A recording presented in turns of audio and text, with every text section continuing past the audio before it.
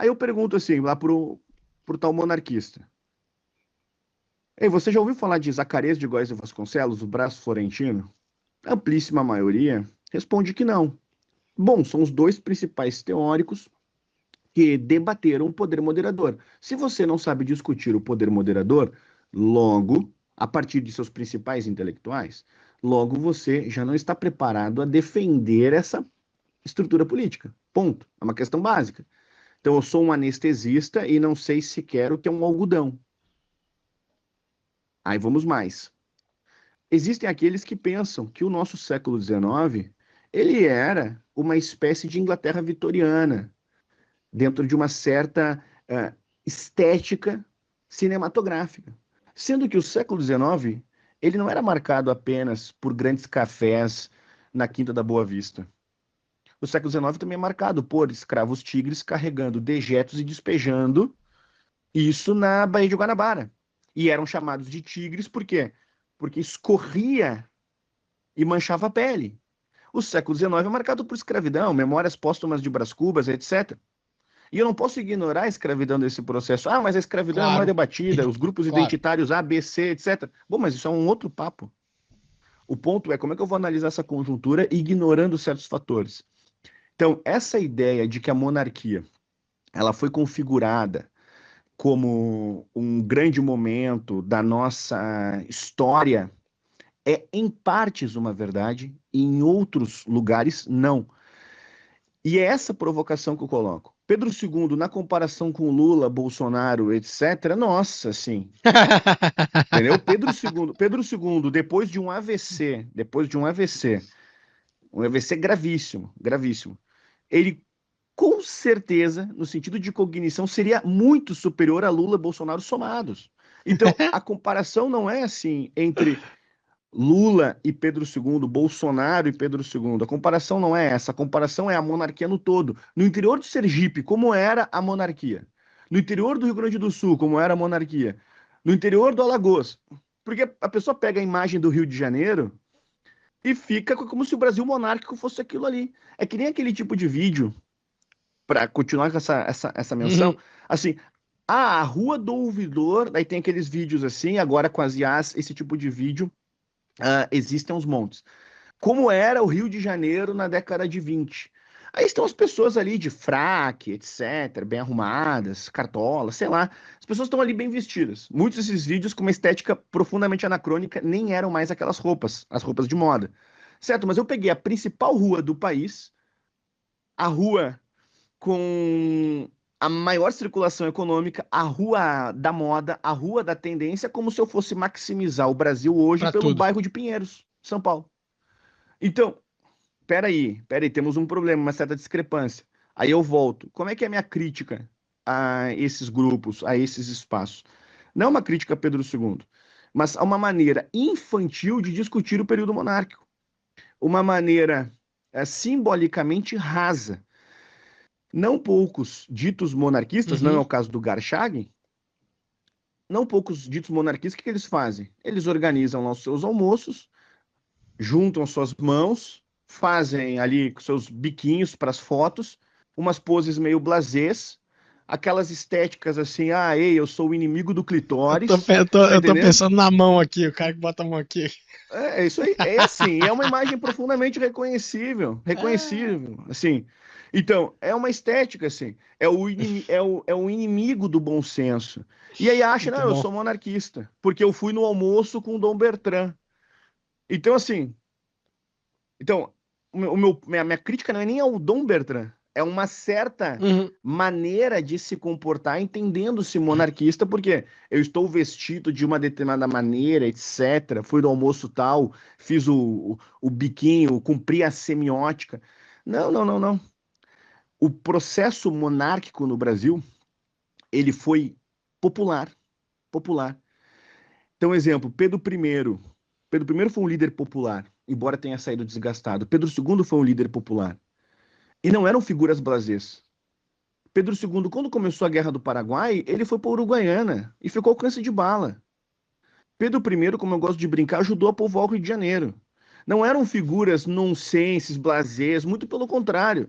Aham. Então, quando você olha um dito monarquista hoje, ele é muito mais afetado do que o próprio imperador fora. Isso não faz sentido. Para fechar, então, Aham. quem idealiza o século XIX de uma maneira demasiada precisa maximizá-lo. Uhum. O século XIX tem complexidades. Ao mesmo tempo, sim, como Machado de Assis descreveu, é o período de grandes estadistas, sem dúvida. Machado escreveu isso no Velho Senado. Os homens e instituições é esse período, é o período de Caxias, de Osório, de Carlos Gomes, de José de Alencar, é tudo isso. Mas também é um período de escravidão, é um período Uhum. de Uhum. vidas humanas comercializadas, etc. Beleza. Perfeito. Saneamento precário, analfabetismo Claro. altíssimo. E os monarquistas contemporâneos, muitas vezes, pelo menos falo isso a partir da minha experiência, não conseguem definir como é que se organizaria politicamente o Estado. Existem aqueles que dizem, não, o discurso Que monarquista era aí está que eu ia te perguntar, voltando. só pra você concluir aí, pegando esse gás, que é aí que eu ia voltar. Você acha que aquele sistema, como sistema político, não pegar o tempo, não, né, o século, não pegar as decisões dos monarcas, tá, mas pegar o sistema e trazer pra hoje, né? E aí qual seria a sua opinião sobre isso, né? Que seria a segunda pergunta. Bem, até assim, é, primeiro que no campo prático isso nunca vai acontecer. Claro que é sempre arriscado falar nunca, etc. Mas eu não consigo imaginar, exemplo hoje, o Renan Calheiros, o José Dirceu. Vamos aqui debater a volta da monarquia. Então, ainda a monarquia brasileira, ela foi configurada num processo virulento, virulento. Então, Pedro I, ele declara a nossa independência e ele diz para Portugal o seguinte: se não gostarem, venham pegar o rapazinho, nesses termos. Então eu olho para o Dom Bertrand, que já é um senhor, eu não consigo ver essa virulência de Pedro I. Então, Renan Calheiros, não gostou? Bora sair É. na mão. Não vai acontecer isso. Então, o que eu quero dizer? Primeiro, não vai acontecer. Segundo, o Brasil se ressente da ausência do poder moderador? Sem dúvida. O Brasil ficou órfão depois do 15 de novembro? Ficou.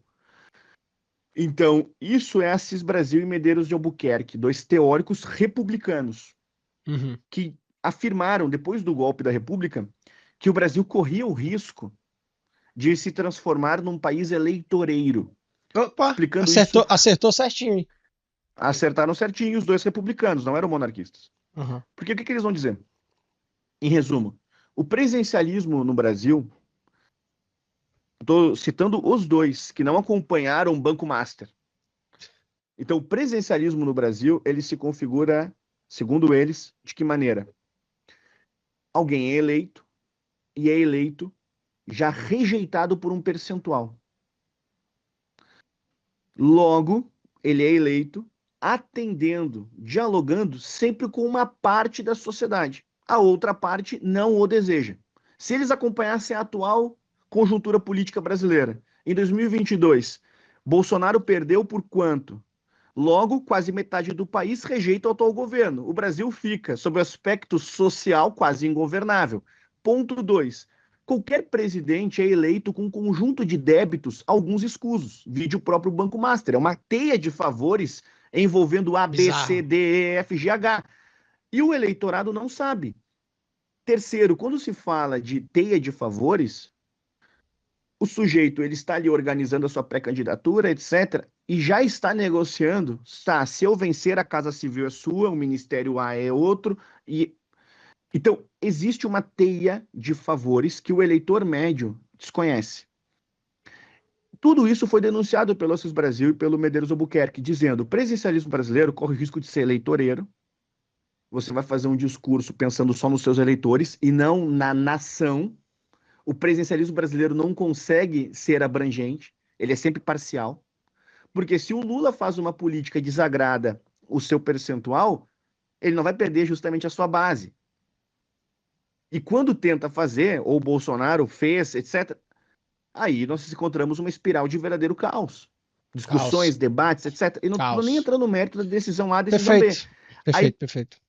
então, nesse aspecto, o presidencialismo brasileiro se configura, segundo esse Brasil, segundo Medeiros Albuquerque, eleitoreiro com uma teia de favores, alguém vence uma eleição, fica o poder moderador, uma figura neutra ausente. Este espaço foi ocupado, com muitas aspas, pelo Exército, ocupado historicamente pelo STF, e não estou me referindo apenas agora, porque há um espaço vacante, há um espaço vacante. E aí estamos nisso. Um ditador tenta, assume e ocupa também esse tipo de espaço, foi assim o próprio período varguista, Uhum, e ficamos nisso. perfeito.